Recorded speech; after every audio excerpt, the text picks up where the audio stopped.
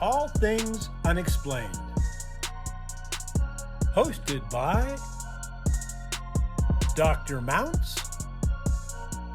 Let's face it, we were always ready to roll without him anyway. CJ Derringer. Ain't nobody perfect, right? And Smitty Needs. I've never planned out hardly anything my whole life. I just freeball. Featuring Cajun Man. I'm just old nobody, somebody looking for somebody.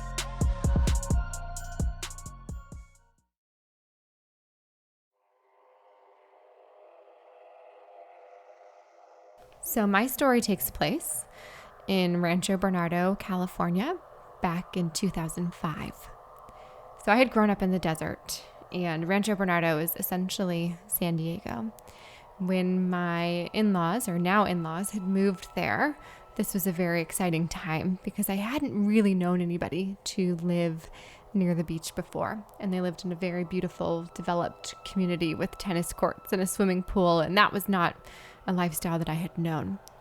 But when I would travel there, I would sleep downstairs in the guest bedroom by myself. And there was an energy in this house that was terrifying. And I'm already somebody who is afraid of the dark. I don't like to think about what goes bump in the night. I'm not going to choose to watch a scary movie. I will not go into a haunted house. I am still traumatized to this day from a haunted house that I went into when I was about 7 years old. A friend's dad took us, and it was awful. I had nightmares for years. I still to this day can picture every single thing that I saw. So things that were scary, things that put me on edge, they put me way on edge. What some person might be able to just shake off, I couldn't. So in this particular house, the energy was bad. It was scary, and I would sleep with the covers over my head if I slept at all. There was no way I was going to leave my bed at night to go use the restroom or go get a glass of water. That was not going to happen. So back in 2005, it was Thanksgiving morning, and my brother-in-law, this is his story after all, got up at about 4 o'clock in the morning to go pick up a friend that was going to spend the holiday with them. And as he was leaving the house, it was really foggy that morning. If you've ever been to San Diego, you know that it can get densely foggy to the point where you can't really see feet in front of you. It's dangerous to drive at night if it's one of those foggy days. So he was locking his front door, about to lock his front door, and as he looked inside, what he saw was this massive figure, about 6 feet tall, a male figure of some sort, standing in the hallway where the bathroom and guest bedroom would meet. And he was terrified. He instantly shut the door and ran to his car, attempting to drive off as fast as he could. But when he got into his car, every single light on his dashboard, his headlights inside his car, they all blew. None of them worked. Whatever energy was in the area at that time caused it all to go out. And he sped out as fast as he could, and it turns out that every fuse had actually blown. It had blown. Something, or someone, or some spirit had caused all of his lights to stop working. That was the first of many instances in that particular house. So many people had different experiences in that particular home, from Xboxes shaking for no reason to being greeted by spirits on the stairs. In fact, one of the most embarrassing moments of my life took place in that house. My in-laws were getting ready to move out, so the house was practically empty. And my brother-in-law had just graduated from college. So we all decided to go there to celebrate him. And rather than pay a bunch of money and stay in different hotel rooms, keep in mind we were young and cheap, we all decided to just bring air mattresses and have a big party in this house and sleep downstairs. Well, at some point in the night, the youngest brother-in-law had left the house. And we were all getting ready to go to bed. And as I was looking in the laundry room, there was this light that was flashing in the laundry room. Maybe a a nightlight, maybe a sensor of some sort. I can't really recall, but it was red and it was blinking. Maybe internet. I'm not sure. Anyways, I fall asleep and I have this dream. And in my dream, ghosts have set booby traps all over the house. And if somebody opens the front door, the booby traps are going to go off, bombs are going to go off, and we're all going to die. This is in my dream. And I do believe ghosts were somehow controlling my dreams at night. So anyways, fast forward to the middle of the night, and my youngest brother-in-law comes back to the house in actual reality and opens the front door. Well, it wakes me up, and I see him coming in the front door, and I see the door being open, and in my mind, the bombs are about to go off, and the light is still flashing in the laundry room, and in my mind, that light is a bomb. And I sit up, and I start shouting at everybody in the living room that's asleep, "Wake up! The ghosts have set the bombs! The bombs are gonna go off!" And then I realized that it was a dream, but at this point, I've already woken everybody up, and everybody's already terrified of this house as it is, and not a single person got any more sleep that entire night. Whoops. So beyond that, which was kind of silly, and these super tangible things of people actually seeing spirits and ghosts, another thing that would happen is we would hear a train. Clear as day, we would hear this train that sounded like it was just barreling by behind the house. And there was no train by the house, but it truly was clear as day. So I started doing some research for this particular show about this area, wondering, what had happened there before, because they were not the builders of this home. So I can't say who lived there before, but I did do some research, and the people who we now know as, and I might butcher this, but the Kumeyaay Indians were the original inhabitants of what we today call Rancho Bernardo. So these indigenous people had been on the local scene for approximately 2,700 years prior to the arrival of the first Europeans in 1769.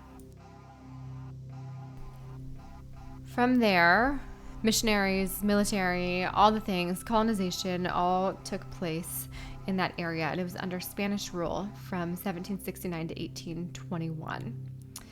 From there, they decided that they wanted to develop it a little bit more, and then after Mexico won its independence from Spain, the mission lands came under the control of the New Mexican government, which offered all of this land to anyone agreeing to settle on and work the lands. During the course of 2 years, the Mexican government granted the 17,763-acre Rancho San Bernardo at the time to a Don Jose Snook. And he was born Joseph Snook in England. He had been sea captain commanding ships for merchants trading goods between ports in California, Mexico, Peru, and he desired to settle down in California and acquire land. So he complied with Mexican government requirements at the time, became a Catholic, a Mexican citizen, and choosing for his baptismal name, Jose Francisco de Sales Snook. So he got married, fathers come into the picture, ranch hands, herds, cattle, sheep, horses, mules, oxen, all of the things. Then in 1846, he went to sea again. And his voyage coincided with an escalation in tensions between Mexico and the United States, which culminated in the outbreak of the Mexican-American War in May. While he was out at sea, the Battle of San Pascual took place on and around his ranch.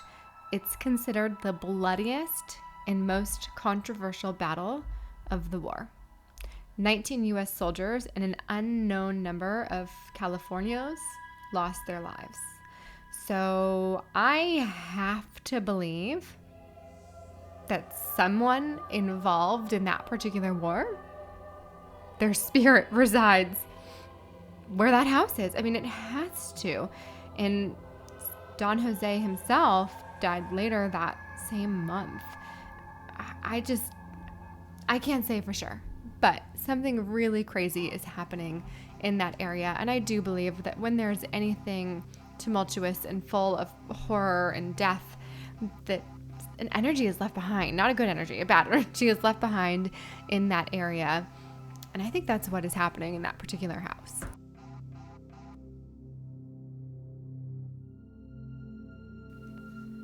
So that's not the only story I have to share for today. Another one comes from a friend of mine, a mutual friend of Tim's. And this one was brought to me when we first started this show. When we did, people started approaching me, oh, are you doing a show on UFOs, on Bigfoot, on aliens? And this was very new territory for me. So I would kind of bite my lip and go, yeah, why? And in most cases, every single person had a story of their own to share with me. And this particular one was very surprising to me because it came from a friend of ours that's really practical. He's a scientist. He doesn't take any deep dives into the paranormal or UFOs. He just, if he can't see it, if he can't figure it out, it probably doesn't exist. Well, he said to me, I've seen a ghost.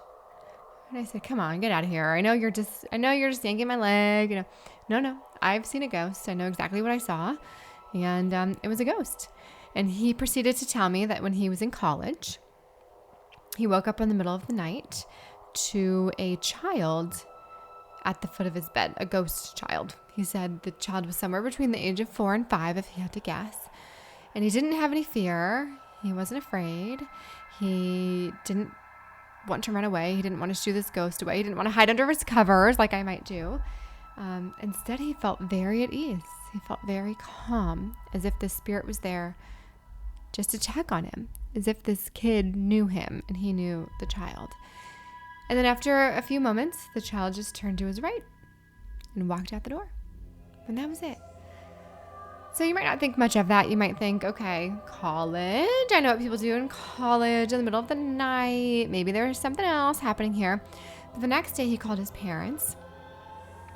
And by the way, he claims that he was not on any kind of under the influence of anything that particular night. But anyways, he calls his parents the next day to tell them the story. And his dad says, you got to be kidding me. Last night I had this dream that this young boy, about 4 or 5, walked into the room and climbed into my lap and just looked at me as if he was checking on me, as if we knew each other. And it was just this reassuring feeling with this child.